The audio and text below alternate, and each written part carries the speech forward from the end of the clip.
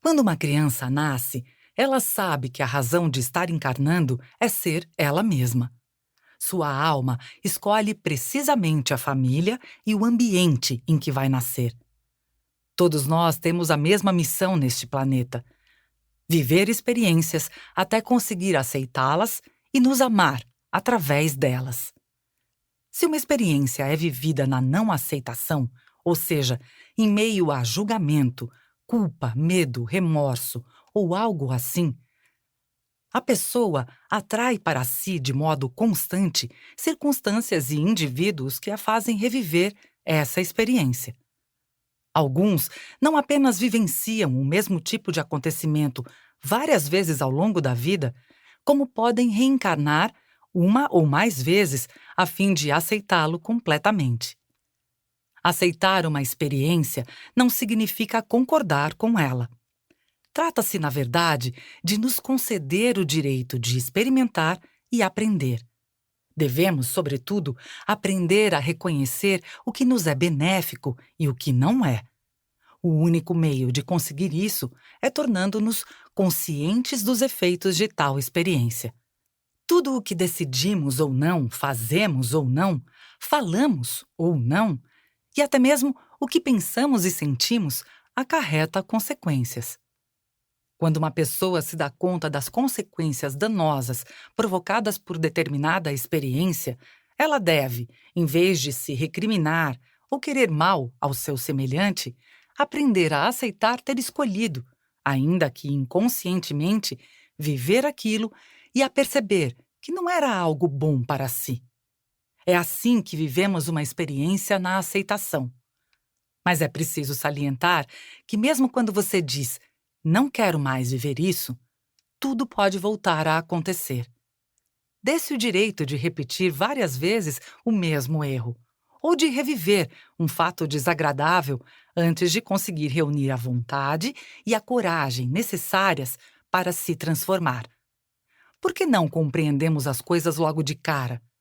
Por causa do nosso ego, que é alimentado pelas nossas crenças. Todos nós cultivamos inúmeras crenças que nos impedem de ser o que queremos ser. Quando essas crenças ou maneiras de pensar nos prejudicam, tentamos ocultá-las.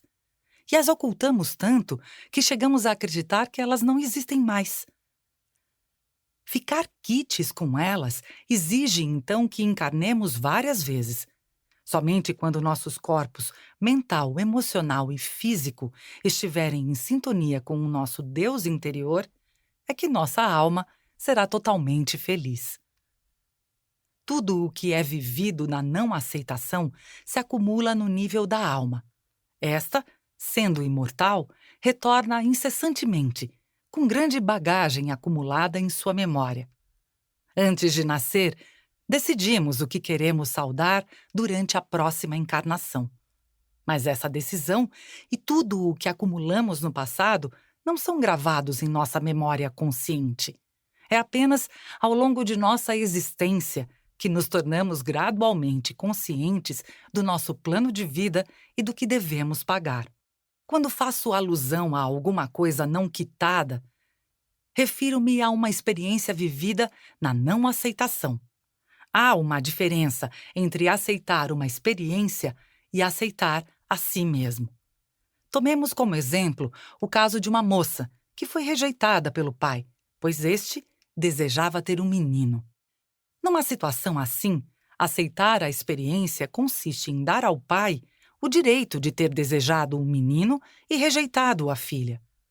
E para essa moça, a aceitação de si consiste em dar-se o direito de ter odiado o pai e em perdoar-se por tê-lo odiado. Não deve existir nenhum julgamento com relação ao pai e a ela própria, apenas compaixão e compreensão pelo sofrimento de cada um deles. Ela saberá que a experiência foi resolvida quando se permitir fazer ou dizer alguma coisa que faça o outro vivenciar uma rejeição.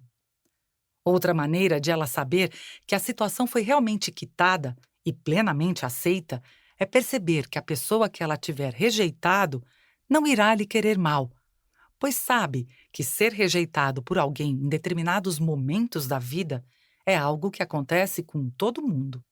Não se deixe levar pelo ego, que costuma tentar, por todos os meios, nos fazer crer que resolvemos uma situação.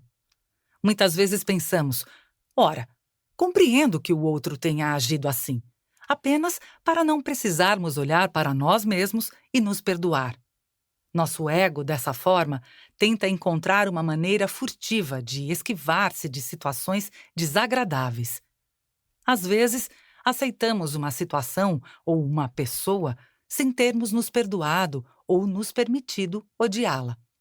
Isso se chama aceitar tão somente a experiência. Repito, é importante fazer a distinção entre a aceitação da experiência e a aceitação de si. Esta última é difícil de realizar, pois nosso ego recusa-se a admitir que todas as experiências penosas que vivemos têm como objetivo nos mostrar que agimos da mesma maneira com nossos semelhantes. Já reparou que, quando você acusa alguém de alguma coisa, esse mesmo alguém acusa você da mesma coisa? Daí, a importância de aprender a se conhecer e a se aceitar. É isso que nos possibilita vivenciar cada vez menos situações dolorosas. Só depende de você decidir tomar as rédeas e ser dono da sua vida em vez de deixar seu ego controlá-la. Fazer face a tudo isso, no entanto, exige uma boa dose de coragem, pois inevitavelmente tocamos em velhas feridas que podem doer muito, sobretudo se as arrastamos conosco há várias vidas. Quanto mais você sofre por causa de uma situação ou de uma pessoa específica, mais antigo é o problema. Para ajudá-lo, você pode contar com seu Deus interior, que é onisciente. Ele conhece tudo. Onipresente, ele está em toda parte. E onipotente, ele é todo-poderoso. Essa força está sempre presente, agindo em você. Ela atua de maneira a guiá-lo para as pessoas e situações necessárias para que você cresça e evolua conforme o plano de vida escolhido antes de seu nascimento. Antes mesmo de nascer, seu Deus interior atrai sua alma para o ambiente e a família de que você precisará em sua próxima vida. Essa atração magnética e esses objetivos são determinados, de um lado, pelo que você ainda não conseguiu viver no amor e na aceitação em suas vidas anteriores, e de outro, pelo que seus futuros pais terão de resolver por intermédio de uma criança como você. É isso que explica por que pais e filhos geralmente têm as mesmas feridas para curar.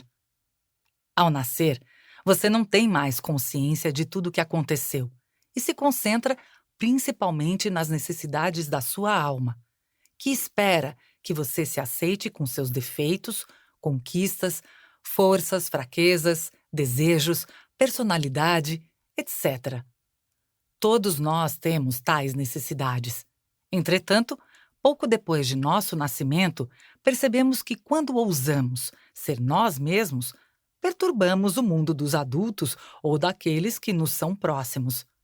Deduzimos, portanto, que ser natural não é direito, não é correto. Essa descoberta é dolorosa e provoca acessos de raiva, principalmente na criança. Esses acessos se tornam tão frequentes que passamos a achar que são normais. São designados como crises da infância, ou mais tarde, crises da adolescência. Podem até ter se tornado comuns para os humanos, mas naturais é que certamente não são. Uma criança que age com naturalidade, que é equilibrada e se dá o direito de ser ela mesma, não é acometida por esse tipo de crise. Infelizmente, crianças assim quase não existem. Na verdade, observei que a maioria das crianças passa por 4 fases. Após conhecer a alegria de ser ela mesma, a primeira fase de sua existência, ela conhece a dor de não ter o direito de agir assim. A segunda fase. Então, vem o período de crise e revolta, a terceira fase. Para mitigar a dor, a criança se resigna e termina por criar uma nova personalidade, tornando-se o que os outros querem que ela seja. Algumas pessoas permanecem paralisadas na terceira fase a vida inteira, isto é, vivem continuamente revoltadas ou em situação de crise.